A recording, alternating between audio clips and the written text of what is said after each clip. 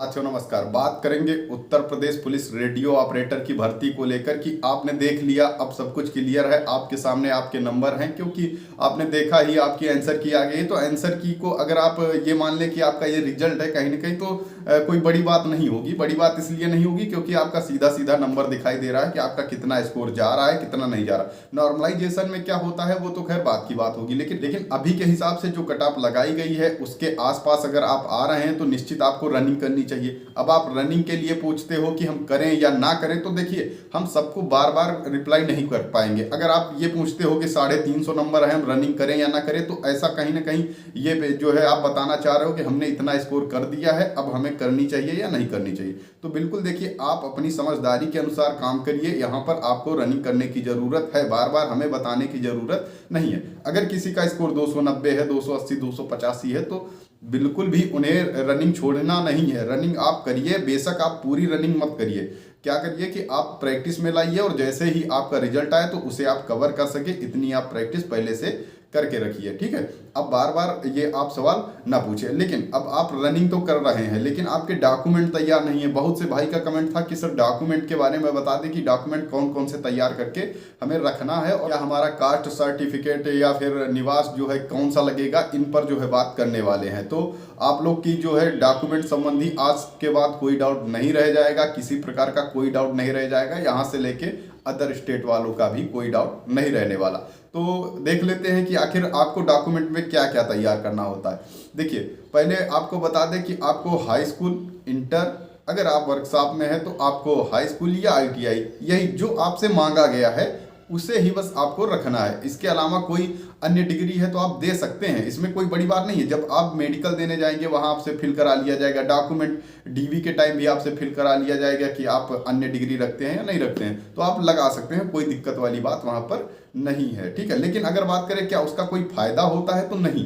बेशक आप वर्कशॉप में हाई स्कूल से है, इसके बाद आप कोई भी डिग्री लगा दो, उसके बाद आप बीए लगा दो, एमए लगा दो, बीएससी लगा दो, बीसीए लगा दो, बीएड बीटेक लगा दो, बीएड लगा दो, कुछ भी लगा दो, लेकिन वो उसका कोई मतलब नहीं रह जाता। अब देख लेते हैं कि आखिर मतलब किसका रह जाता है। मतलब उनका रह जाता है जो एनसीसी किए हैं। जैसे एनसीसी किए हैं तो वहां पर क्या होता है कि आपको टाई जब होता है तभी फायदा मिलता है। यहाँ पर ऐसे कोई फायदा नहीं मिलता आर्मी वालों की तरह की जो है 5 नंबर बढ़ा के दे दिए, नहीं। एनसीसी आप किए हो तो कोई आपको इस तरीके से फायदा नहीं है। हाँ, टाई अप की जब स्थिति आती है तब जो है जरूर आपको फायदा मिलेगा। और उम्र की बात करें तो वहां पर भी टाई अप देखा जाता है। जब आपके नंबर एक जैसे हो और सेम आपका आ रहा हो तो जिसकी उम्र ज़्यादा होगी उसको नौकरी दे दी जाएगी।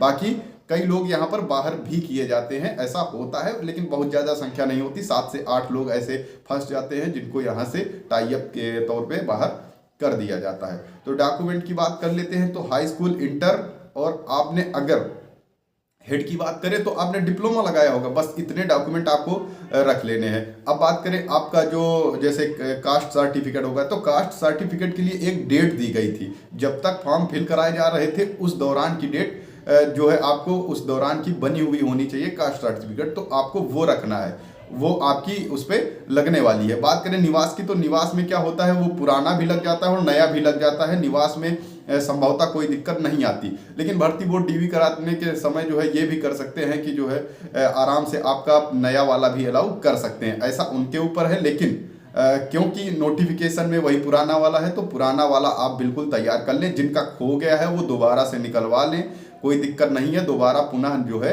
आपका सर्टिफिकेट निकल आएगा, इसमें कोई बड़ी बात नहीं है। अब बहुत से लोगों का सवाल था कि हमारा जो है जब हम एप्लीकेशन को अप्लाई किए थे तो हमारा जो प्रिंट था वो खो गया है। तो कोई दिक्कत नहीं है, जैसे ही आपका रिजल्ट आएगा तो आपके लिए अगर वो ज़रूरत पड़ती है तो भर्ती बोर्ड आराम से आपको एक लिंक जारी कर देगा, वहाँ से आप उसे डाउनलोड कर पाएंगे। हालांकि कहीं कहीं उसकी ज़रूरत नहीं पड़ती है कोई उतनी जो है, क्योंकि ऑलरेडी उनके पास पूरा डाटा आपका होता है तो इतनी ज़्यादा ज़रूरत नहीं पड़ती है। अब आपको डॉक्यूमेंट में सब कुछ समझ आ गया होगा कि आपको कास्ट कहाँ की रखनी है, आपको निवास कैसे रखने हैं, आय लगती नहीं है, और हो गया वो आधार कार्ड तो सब जगह लगता है तो आधार कार्ड भी आपको तैयार कर लेने हैं। इतने सारे डॉक्यूमेंट लगेंगे, इसके बाहर कोई आपका अन्य डॉक्यूमेंट जो है नहीं लगता है। ठीक है, हाँ, अगर अदर स्टेट है तो अदर स्टेट में आपका जो है कास्ट तो लगेगा नहीं, आप जो है निवास अपना लगा सकते हैं। बाकी अगर ऐसी स्थिति आती है, बहुत से लोग पूछ रहे थे कि ऐसी स्थिति में क्या होगा जब जब हमारा फॉर्म पड़ गया हो ओबीसी से और हम हैं जनरल से, और या फिर एससी से फॉर्म पड़ गया और हम हैं ओबीसी, तो ऐसी स्थिति में क्या होता है, आपका रिजल्ट जो आएगा वो एससी के अनुसार आएगा। जैसे मान लो आपने एससी से फॉर्म भरा है तो आपका रिजल्ट जो तैयार होगा, जितनी कट ऑफ लगाई जाएगी वो एससी के अनुसार आपकी लगाई जाएगी। लेकिन आप डीवी के जब डीवी आपका होगा तो वहां पर क्या होगा कि आप अगर बता देंगे सर गलती से फिल हो गया था एफिडेविट लगा के और हम ओबीसी में आते हैं, तो आपको ओबीसी का सर्टिफिकेट लगा के और वहां पर ओबीसी कर दिया जाएगा। हाँ, लेकिन फाइनल मेरिट में आपको जो है ओबीसी के बराबर ही नंबर लाने होंगे, अन्यथा आप बाहर कर दिए जाएंगे। तो ऐसी स्थिति में ये होता है, ठीक है। अब बिल्कुल आपको समझ आ गया होगा कि किस स्थिति में कौन कौन से डॉक्यूमेंट कहाँ पर लगते हैं। अब कोई दिक्कत वाली बात नहीं है। अगर किसी के नाम में गड़बड़ी है, किसी प्रकार की दिक्कत है, तो वो आप एफिडेविट से लगाकर सही कर सकते हैं। इसमें कोई दिक्कत वाली बात वहाँ पर नहीं आती है, ठीक है। बाकी हमने आपके सारे डाउट क्लियर ही कर दिए कि आप कितनी भी बड़ी डिग्री लगा दो वहां पर कोई उसका मतलब भी नहीं होता है, और आप क्या है जो मांगा गया है आप उतनी भी लगा दोगे तब भी आप जो है कोई दिक्कत वहां पर नहीं होने वाली है। हाँ, अगर एनसीसी है तो आप जरूर लगाएं, क्योंकि जब टाई अप होता है तो आपको फायदा वहां पर मिलेगा, अन्यथा कोई नंबर का फायदा आपको नहीं मिलने वाला। ऐसा जो है डीवी कराया जाता है। तो डीवी में कुछ ज्यादा होता नहीं है। डीवी में नॉर्मल सी आपका जो है चेस्ट जो है नापा जाएगा और आपका हाइट नापा जाता है और आपके कागज चेक कर लिए जाते हैं। उसके बाद आपको भेज दिया जाता है। जैसे ही आपको बता दिया जाएगा आप पास हो गए हैं, लिस्ट लग जाएगी और आप चले आइए। उसके बाद फिर से आपका एडमिट कार्ड जारी किया जाएगा, रनिंग करा ली जाएगी। इस तरीके से डीवी होता है। बहुत ज़्यादा लोड लेने वाली बात है नहीं। तो डीवी के लिए अगर आपने डॉक्यूमेंट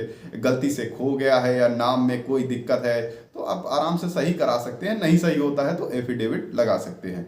बाकी कोई डाउट है तो नीचे आप जरूर कमेंट करिएगा, उसका रिप्लाई जरूर करेंगे। Okay, thank you.